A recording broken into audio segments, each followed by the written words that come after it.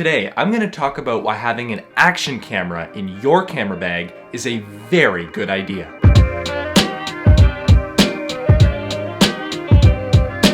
So, back at you again with some more quarantine content. This video is going to be talking about gear I already have and footage I've already shot because can't really leave. Anyway, today I wanted to talk about action cameras and why having one in your camera bag is such a good idea. This is mostly from the perspective of a video person, which I am. I also do a little bit of photography. Action cameras, not really used that often for photography. A lot of them do have photo modes though.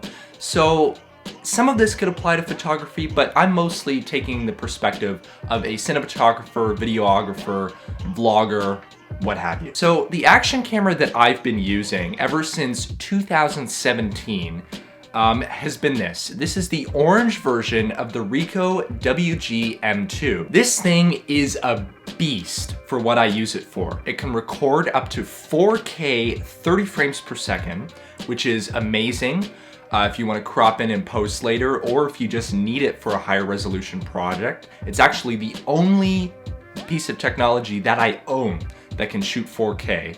It can do 1080p at 30 or 60 frames per second. It can also shoot 720p at 30 or 60 frames per second, but I really have no idea why you would be using that. So an action camera's main purpose in a camera bag, from my point of view, is just versatility and unexpected situations.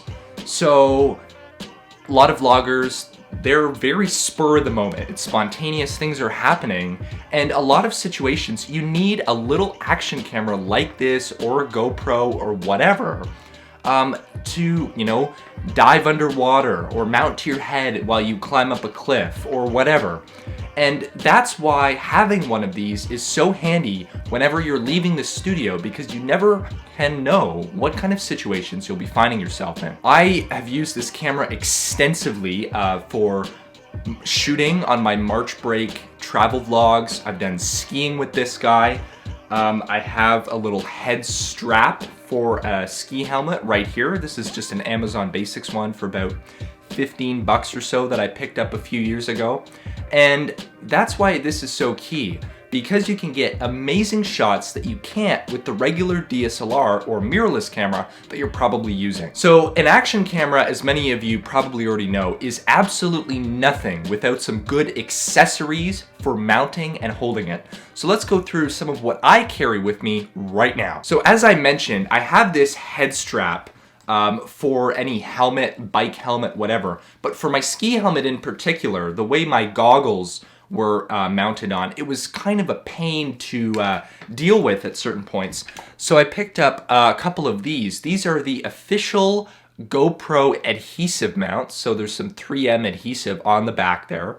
And then what you do is you take the little plate and just slide it in to the mount whenever you want to take it on or off. Now, something to keep in mind is I don't have a GoPro, so why am I using GoPro mounting hardware?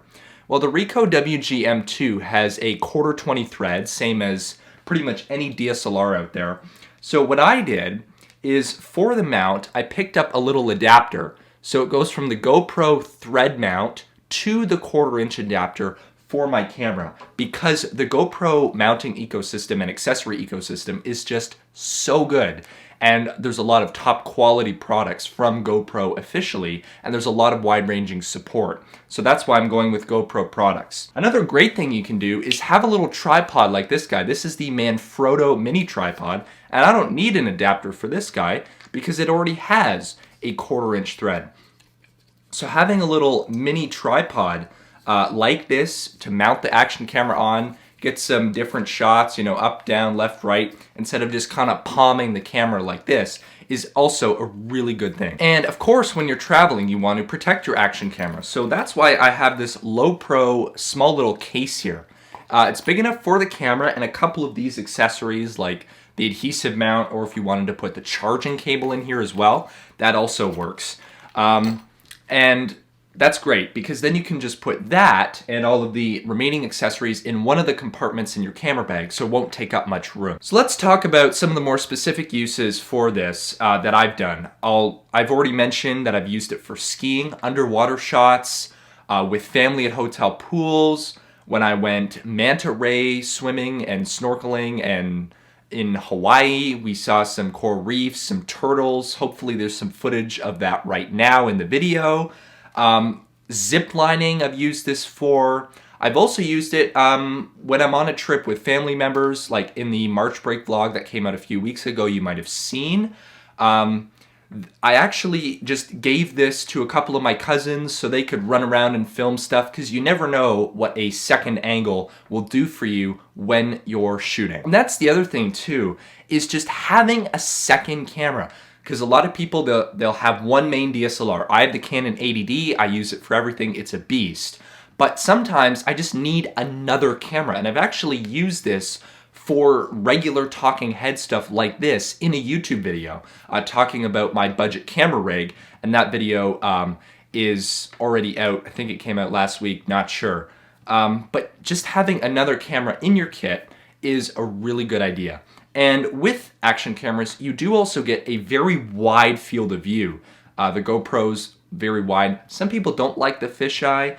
This camera actually has a 210-degree field of view, so it can actually see out past itself, which is why you'll notice it's very slightly tapered on the edge, because that field of view is so wide. Another use for this that I haven't used specifically but could be something to consider is if you're going somewhere that you need to be a little inconspicuous. An action camera can still get some great image results and can have decent audio, and it's not a huge honkin' DSLR with a big microphone on it and everything like that. So you can easily just kind of slide this out of your pocket, film something, do whatever, without causing too much of a fuss. So that was my little bit of quarantine content for today, talking about why action cameras are absolutely an amazing thing to have in your camera bag. They are so versatile, and yes, you do often need to carry around a bunch of mounting hardware, but that's just kind of the way it is. The thing is, they can be a bit of a pain, but they can get shots that no other piece of gear can get, and that's just what you need sometimes for your filmmaking. And the best part is, action cameras don't have to be super expensive.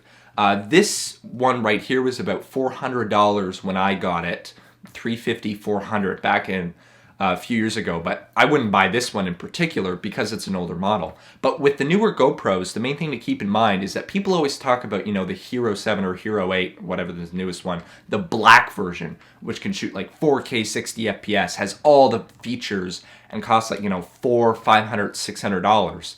But there's often a cheaper version, like the silver or something. Maybe it's only at 1080p, maybe you can only do 30 FPS at 4K. So you can bring the price down considerably if you don't care too much about resolution and bleeding edge features. So it can actually be quite an affordable pickup for your kit. Thanks for watching this video, everybody. Make sure to check out the March break mega vlog that I made with a lot of footage from this camera. There will be a link in the end screen.